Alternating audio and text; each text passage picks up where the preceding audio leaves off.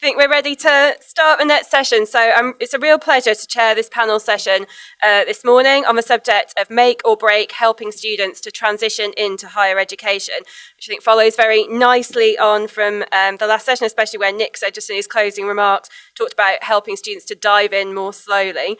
There's clearly lots of different transitional points for students in higher education, and we all know that the challenge is much bigger than just onboarding and induction for on-campus undergraduates. It's right, of course, that this is such an important priority for the HE sector, as evidence shows that improving students' experience at these transition points really contributes to improved student attainment and retention, and of course there are really important links with student mental health and well-being. Meeting people where they live, work and study, and responding to the diversity of students' backgrounds and needs, whatever route they've taken to higher education, as well as recognising the strengths and talents that different groups of learners bring, is clearly really important. But this is such a big issue that it can, of course, be difficult to know where to start. So in this session, I hope that we'll hear from our panel about some of the strategies that have worked in their institutions and also some of the challenges that they faced along the way. So I'm pleased to introduce our panel. Our first panellist is Dr. Emily McIntosh, Director of Student Life at the University of Bolton, where she leads a number of cross-institutional initiatives related to student transition, academic tutoring and the student experience. Next, we'll hear from Professor Dan Herbert, Professor of Management Education and Director of Education at the University of Birmingham's Business School. Dan was also the academic lead at the University of Birmingham for the HEFCE OFS-funded Transforming Transitions project, which studied the transition journey of students with BTEC qualifications into university. The third member of our panel is Dr. Ishan Cader, who manages the development and implementation of higher education at Morley College, London, playing a really key role in driving forwards the widening participation agenda for adult learners in higher education. So I'm going to start the conversation with our panel, but once we've heard from all three speakers, I'm keen to open things up to the floor for discussion and debate. So, Emily, I'm sure that lots of people who are grappling with transition will have looked at different academic models and frameworks to give them something to structure their thinking around. Can you talk a bit about what you've used to guide your strategy at Bolton? Absolutely. Can everyone hear me okay? Yeah? Okay. If I've learned two things in my career so far. It's that students and colleagues as well crave structure and consistency. And so when I started at Bolton in 2015, I was looking to existing models to reimagine the student experience landscape there. And for those of you who are not familiar with the university that I work at, we're a commuter university. 91% of our students commute. So they're not immersed in our student experience all the time. 54% of our students are mature, and that's a HESA mature, so 21 and over, but there are also degrees of maturity. 34% of our students are from Black, Asian and minority ethnic backgrounds, and 18% of our students have a disability, either physical or mental. So we are a hugely socially diverse organisation, which means that in terms of structure and consistency, there isn't a one-size-fits-all solution. In response to your question about what's informed our thinking, firstly, I was aware of Michelle Morgan's model on the student life cycle, and students are in perpetual transition. They transition from first year into second year. They transition out of university. And this is a process for me of becoming a student. And I'm pretty sure an HE student is not created overnight. So I've been doing some thinking with colleagues and students about how do we provide a modicum of structure and consistency across the student journey at the University of Bolton.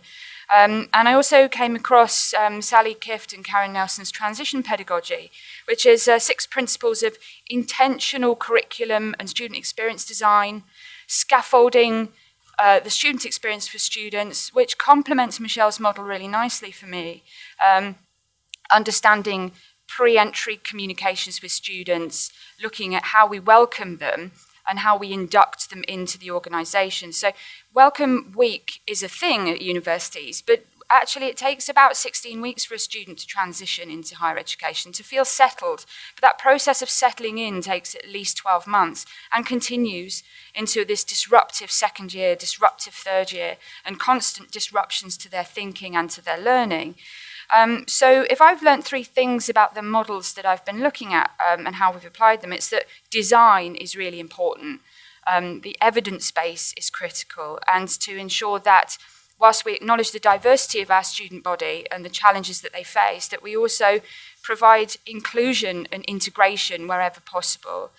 Emily mentioned before that I've been doing work on academic tutoring, and I think in the context of the previous debate, I feel that understanding and, well, as Nick was saying, providing guidelines for tutors is absolutely critical, because if we don't provide guidelines for colleagues in where those boundaries are blurred, students in transition will come unstuck and we won't be able to support them effectively.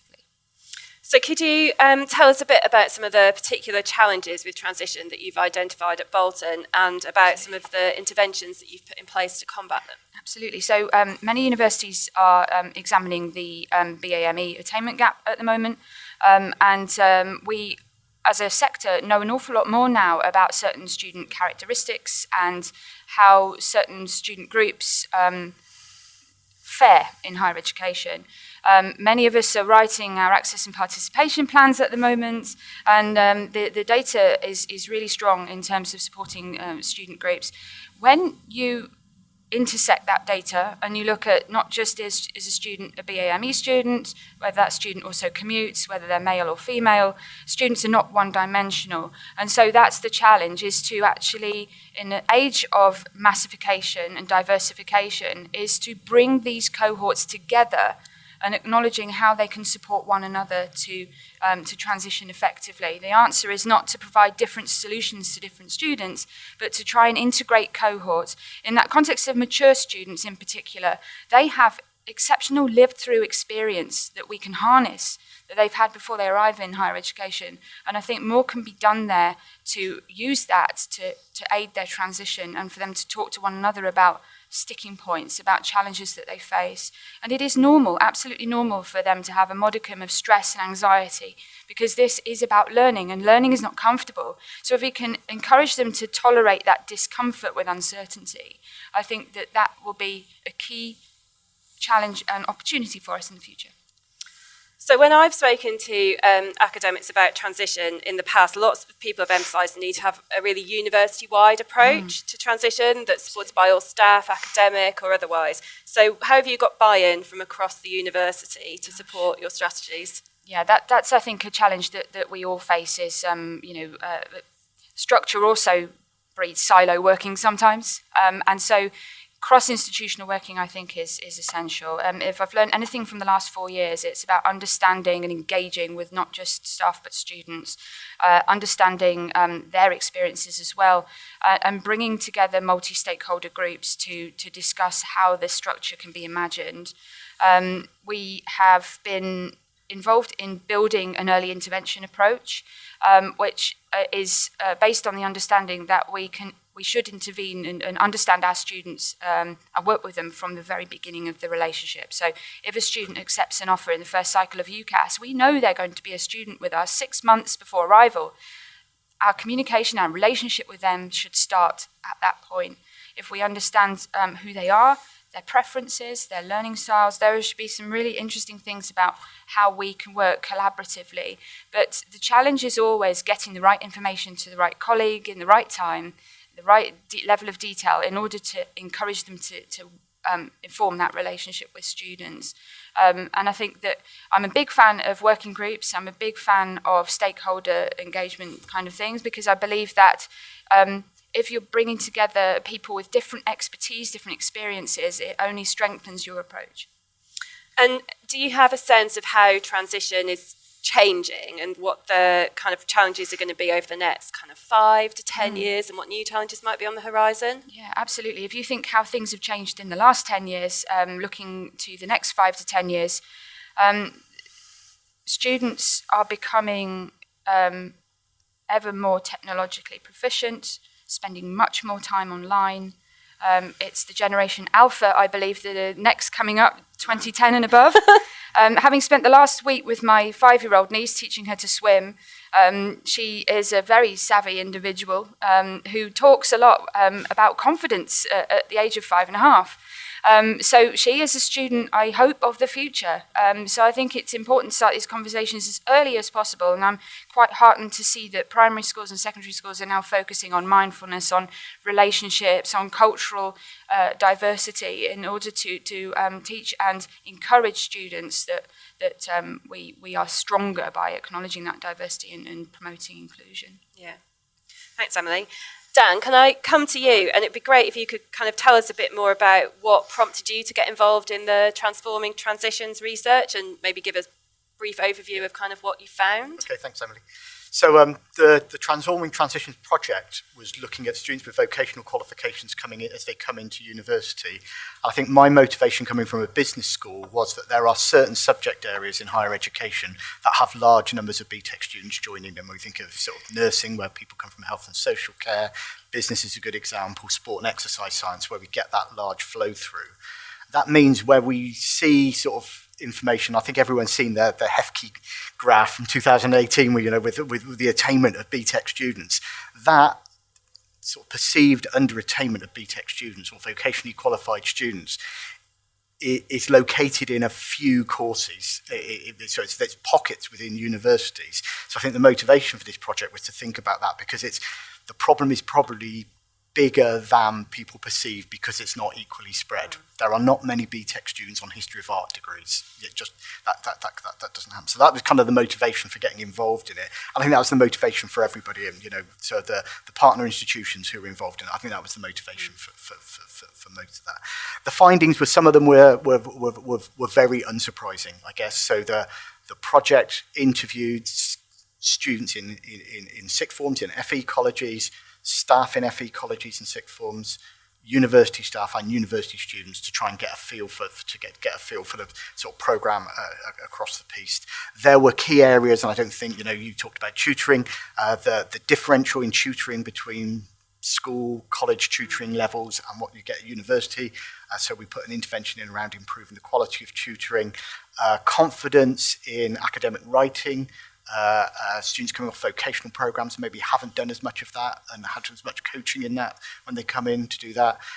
There was often a fear of mathematics. Students who hadn't studied any maths at all from since GCSE as they came through, there was an intervention that was put in around that. But I think probably the most interesting one was the area that students feel unprepared when they come to university for what university life is going to be like. And when we think about BTEC students, they disproportionately come from backgrounds where there is little experience of higher education in the family unit and often among their peer groups. And so this group of students feel very, very unprepared when they arrive, more so than we know there are great schools, great colleges preparing their students really well for higher education. These students aren't necessarily a part of that group. Yeah. So I think one of the interventions that you focused on was a kind of online transition module. Yeah. Is that right? So it'd be great to hear a bit more kind of about that and what your thoughts are about how it could be delivered best. Yeah. So that came out very strongly from the first stage of the research when we talked to students, was about how they felt prepared, and we were thinking about strategies that we could help people to prepare. One of the things we've done at Birmingham for a long time through our Access to Birmingham scheme for widening participation students is we've had students on campus doing bits of academic work, that kind of thing. And the findings when they then come and join us fully is they felt more at home on campus, because from the November before they joined higher education, they've been engaging with the university. And what we were trying to do was kind of replicate that in a way, we've talked about massification, that we could do on a large scale. So this was online, so it was online materials, talking heads from current students, little activities that they could do, trying to give a feel of what it would be like to be on campus and to try and engage them in university life. I think we'll come back to the problems of how you deal with this kind of for individual students. I guess the difficulty we found there is that if every institution is preparing pre-entry materials and people in November, December, when they're doing UCAS applications, whatever, have got 5 institutions they're trying to engage with and thinking about that time. That's a lot of work on that. So I think there's work to be done around that area. But the feeling is from the students who've engaged in that they did feel better prepared. They felt more engaged. And sort of when we looked at the usage of that, a lot of that was happening after they'd firmed up to their their main offer choice and their accepted place and their insurance place, that they started engaging in that material and started using that material at that stage in their journey. So there's obviously a demand for it. Yeah. And I think one of the other things that really interested me about the research was that finding around kind of there being an intervention needed to kind of address university staff perceptions of BTEC students and some of the ways in which knowledge is sometimes valued over skills. Were you able to kind of test anything around that, or how do you think we could kind of best make progress on that? Well, I guess this is where the project failed. So there is a, for the student, the transition through education is a flow. They go through it stage by stage. For institutions and the staff that work in institutions, they're a clear break. So when we talk to people in FE colleges about how would you prepare your students for university, they were just, we want to get them the best academic grades, and then it's not our problem. We will just push them off and let them get on with it. And if we talk to university staff, it was very much the kind of, we will do things to students when they arrive. And that may or may not be appropriate things that they do when they arrive. And there is a kind of a lack of understanding around this. So when we ask students at Birmingham, Exeter, Loughborough, Queen Mary, the universities involved, do you know what a BTEC or a vocationally qualified student has done before they arrived? They had no idea. They didn't know that BTEC syllabuses had changed. If you ask them what a T-level was, they haven't got a blinking clue what a T-level was. Equally, if you ask people in FE colleges, what do you think you need to do to prepare your students for the next stage of their education? They didn't really have a clear idea about what was being asked for. So that's the first problem. And actually doing that, we tried to arrange some seminars to get these people together, and it was voluntary, and no one volunteered. So it's kind of that was kind of a difficulty around that one. I think the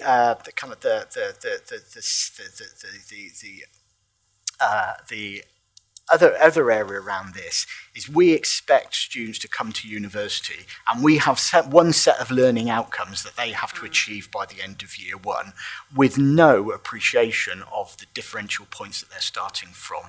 And I think the challenging thing for universities is to think about is there a way of setting outcomes for students which are contextual based on the needs of that student? And actually, when we graduate a student, yes, we want them all at the same level doing the same thing, but the individual student journeys may be different. And with high student numbers and all those other things, getting universities to buy into this idea that we can have differential outcomes at different stages for different students, it's a real challenge. That's a massive cultural challenge to deal with. Yeah. And Ishan, maybe if I can come to you, because I know that Morley College, you really focus on adult learners, and they're often coming back to education after potentially quite a long gap since between studying. So can you tell us a bit more about what kind of specific transition needs you've kind of seen in your learners? Yeah, sure. I mean, the first things to say is that although we've delivered adult education for around 130 years to the Lambeth and Southwark communities, but we've only been running higher education for 2 years, so it's been quite a learning curve for us as well. And in terms of, the profiles are obviously varying, but some of the key transition needs that I've picked up on really, first of all, returning to formal education after that significant gap means that there have been changes, obviously, technologically, curriculum-wise, in terms of the expectations of learning. So digital upskilling is a very immediate need that we've seen. And even amongst the younger adults we have, say, in their kind of early to mid-20s, whilst they may appear to be digitally savvy on their phones and on certain apps, it's actually very different from getting them to become familiar with the Moodle pages, become familiar with what we may take for granted as the basic elements of uploading an assignment for submission and things like that. So that's one of the key things that we try to address early on. Aside from that, really, almost all of our students work part-time. And that really does, and they also have family commitments. In some cases, they are key carers within the family as well. So we do face issues with retention and attendance, especially punctuality.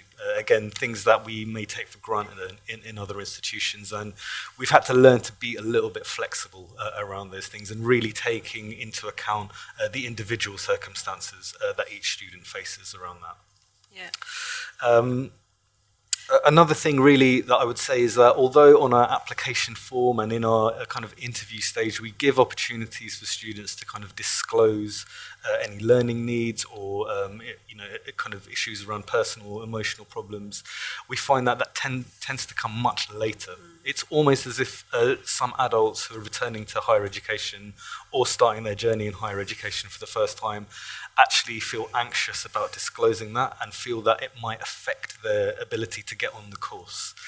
So we tend to discover those a bit later. And it does take a while, and it takes a lot of close attention from our pastoral care, our additional learning support to kind of uncover those learning needs. Yeah, and we've heard a bit from both Dan and from Emily about some of the kind of academic interventions you've put in place, but maybe could you speak a bit more about some of those kind of pastoral kind of interventions and some of that support network that you've helped to put in place? Yeah, I mean, the first thing is we begin the year now with obviously an induction week like many other colleges, but we really integrate emotional resilience into that induction week in the form of kind of seminars and workshops that students are kind of interact together on that.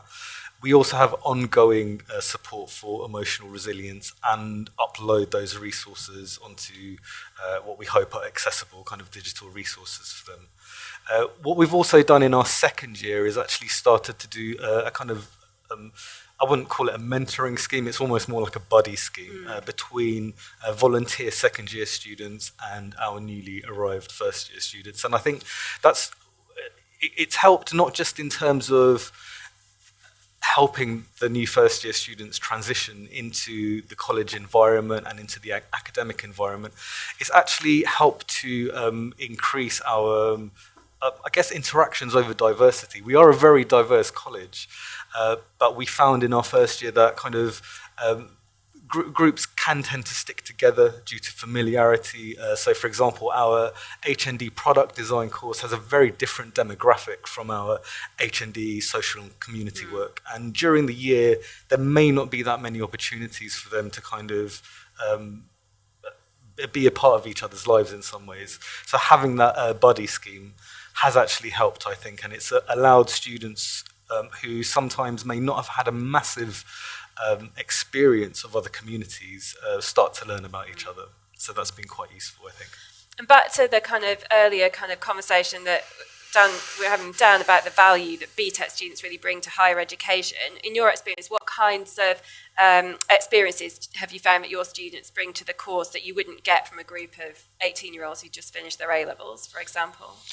Again, it's really wide-ranging. Yeah. We've had students who have experienced things like homelessness, severe family abuse, and on more positive experience. Obviously, some students have brought a lot of work experience, career development to the board as well. So on our H&D music programs, on our creative courses, we find that really helps to liven up the course. It helps to create a very different feel to the learning environment as well. When you've got people who are students who have actually been professionals in their area and have got outstanding skills, but have just never had the opportunity to actually formalize that in a degree or an accredited award. So that really has made a difference, I think, to the course and the program. And it also it kind of presents its own problems, of course, because a professional musician who's used to working with their instrument or their technology wholly almost, now suddenly confronted with, say, 4 to 6 assignments per term, whilst they're also working, whilst they're also taking care of their families, it is really challenging for them. And it means that we have to put in place a lot of academic and pastoral support, and we have to accept that at certain points of the year, we may face issues with attendance as well.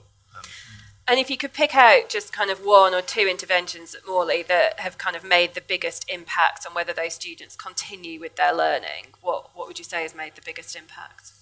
I will say, actually, so we're quite fortunate at Morley because our bread and butter, let's say, are short courses for adult learners, both accredited and unaccredited. What we do is within the first 4 to 6 weeks, the program managers and tutors work with the students to identify a key learning need, and we enroll a student in free top-up courses, so they can, alongside their timetable, they can enroll in short courses as well. So we found that useful, for example, our product design students who may have great experience working with ceramics, but one of their modules requires a lot of CAD input, and so we've been able to enroll them in those CAD courses. For our business studies students, typically we're looking at kind of a bit more essential skills work, essay writing courses, and with our creative courses, performing arts, music, we're readily able to enroll them in courses that directly help them achieve their learning outcomes in their assignments. So I think having that kind of adult learning background at Morley College is really useful for being able to enroll these students and support them additionally on their academic journey. Thanks.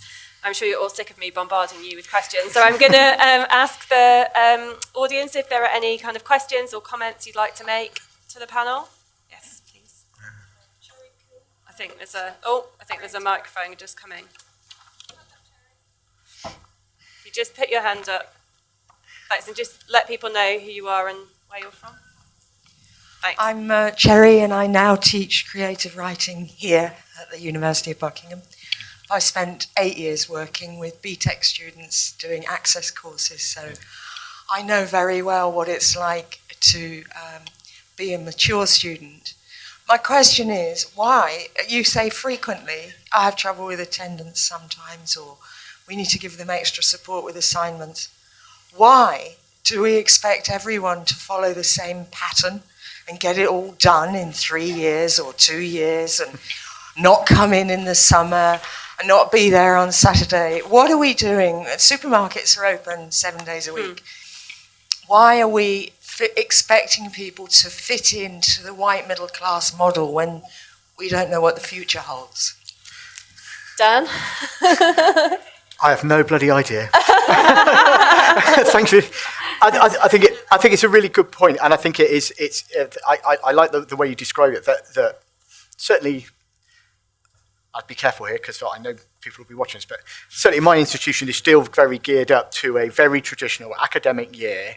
I think the big thing that hits me is this summer period, this idea that we have a long summer where people will go and travel and do the grand tour or whatever, that kind of assumption of what would happen in the summer is. And actually, we've got a whole bunch of students who aren't in a position to do that. And students from vocational backgrounds very much fit this. They haven't got family resources or networks that allow them to do that.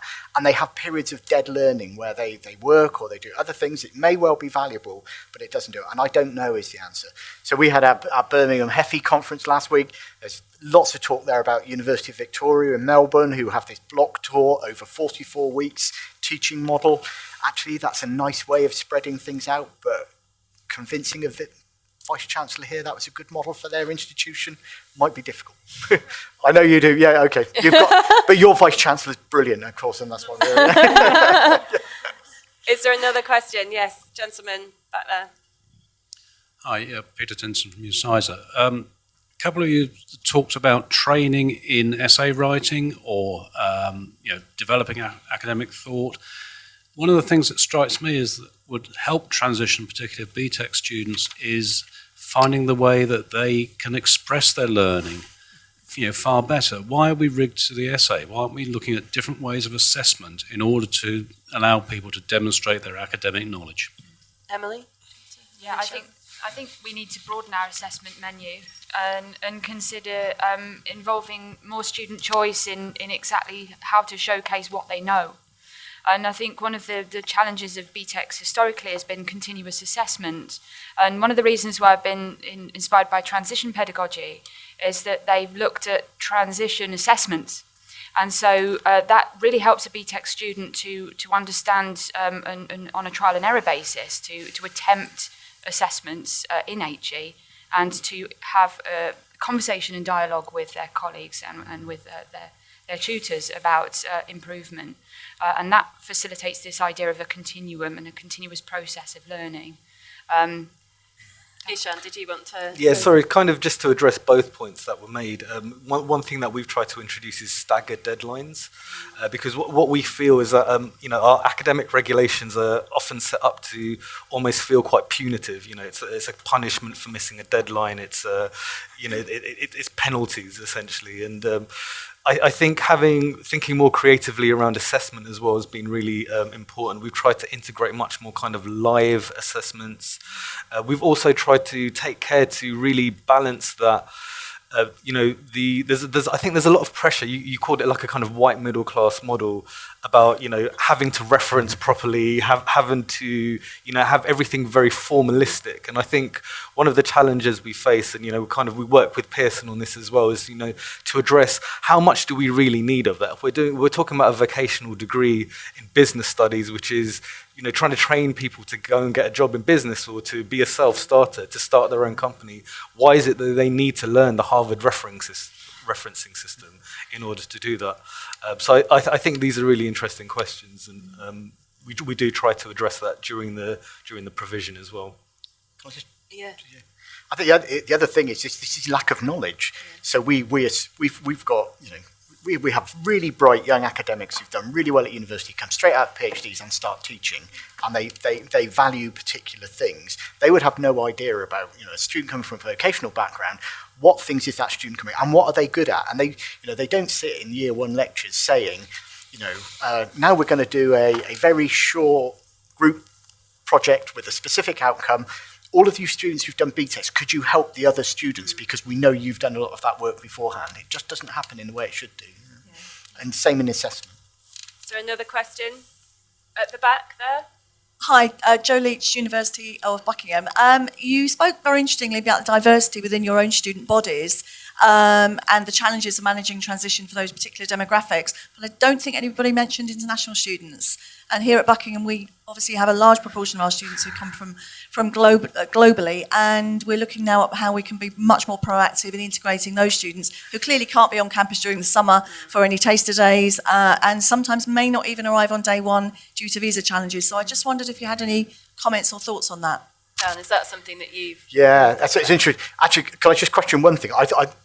I have a personal beef with the description of international students, because we take all our international students and we invite them to induction events during induction week. Some of those students have been at boarding school in the UK for 7 years. They are more like home students than a lot of our commuting students are, or what we think of as home students. So I think so thinking of international students as an amorphous mass is kind of a little bit problematic.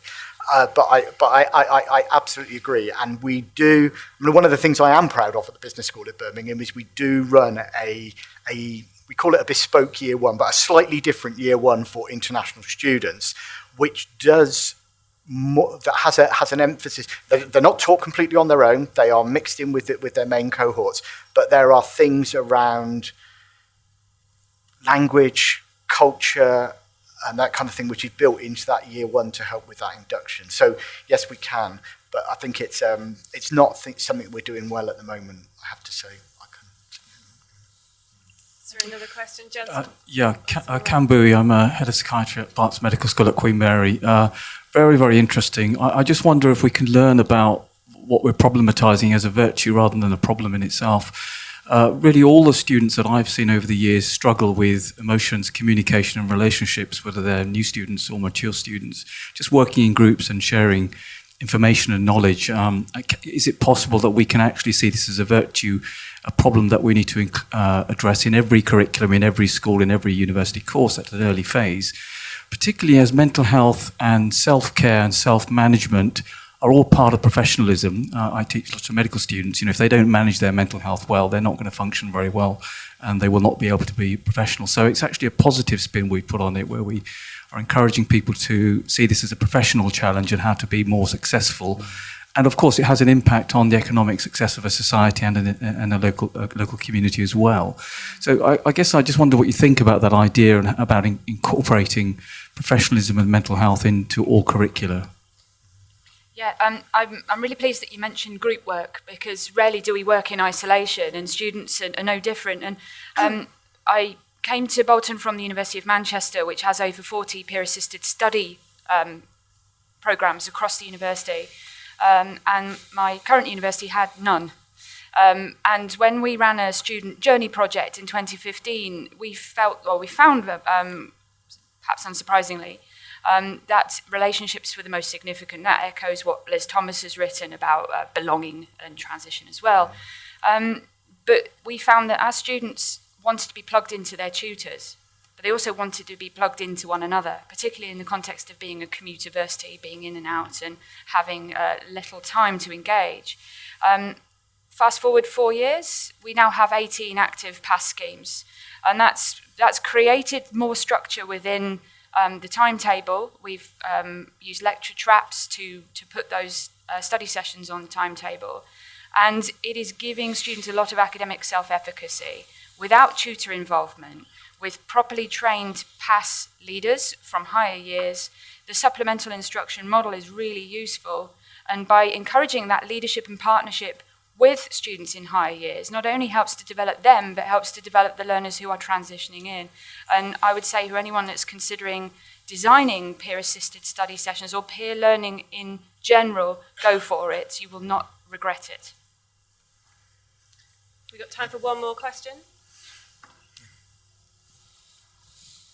Thank you to all the speakers, and thank you, Emily. We are actually looking at doing exactly that. So I'm Richard Evans at the Profs, and we are currently piloting an intervention that does indeed work with students 6 months before they go to university. The feedback from the tutors who are working on this, and the results are looking fantastic, we'll find out on results day how exactly they went, is that the students they are working with, and these are students going to a top 2 university in the UK, so that they're fairly clued up. They are lacking what our tutors call University 101, just the fundamental what university is, how to take lecture notes, how to go to your academic advisor for their office hours, which I think are the most underused resource at university. So my question simply is, do you think universities are doing a good enough job of explaining how to get the most out of your first year of university? No. I think that the difficulty we're struggling with is that every university does that in a slightly different way. So when people are on this journey and they may not be sure, or they may be applying through clearing or adjustment later on in the period, that there's a slightly different way at every institution. And one of the things I'm be very interested in is, you know, there would be scope for business schools, for example, to get together and cooperatively put together, this is what it means to study business at university. And maybe not specifically how the booking system for office hours works at an institution, but the notion that you are expected to proactively go out and seek advice in a way that maybe you're not used to, and that kind of thing. So I think we couldn't do a much better job. I think each institution working in isolation is in danger of swamping students with conflicting and difficult to understand information which is very specific to their own institution, and there's real scope for collaboration across programs.